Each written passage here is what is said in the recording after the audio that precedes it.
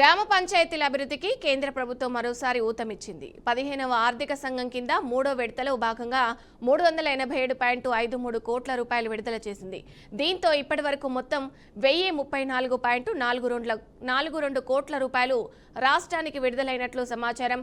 ఇక ఇప్పటికే తొలి విడతలో 259.36 కోట్లు, రెండో విడతలో 387 కోట్లు విడుదల కాగా తాజాగా మూడో విడత నిధులు కూడా అందాయి.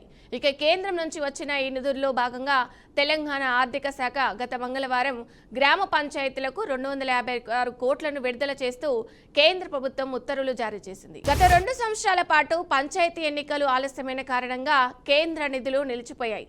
అయితే గతేడాది డిసెంబర్లో కొత్త పాలక వర్గాల బాధ్యతలు చేపట్టడంతో మళ్లీ దశల వారీగా నిధుల విడుదల కొనసాగుతుంది. మరోవైపు తెలంగాణకు కేంద్రం నుంచి ఇంకా దాదాపు 2000 కోట్లు రావాల్సి ఉన్నట్లు ప్రభుత్వం చెప్తుంది. పెండింగ్ నిధులను వెంటనే విడుదల చేయాలని పంచాయతీరాజు, గ్రామ అభివృద్ధి శాఖ అలాగే మంత్రి సీతక్క కేంద్రాన్ని కోరారు. ఇప్పటి వరకు విడుదలైన నిధులను గ్రామాలలో మౌలిక వసతుల కల్పనకు అలాగే పెండింగ్ బిల్లుల చెల్లింపునకు వినియోగించాలని అధికారులు సూచించారు.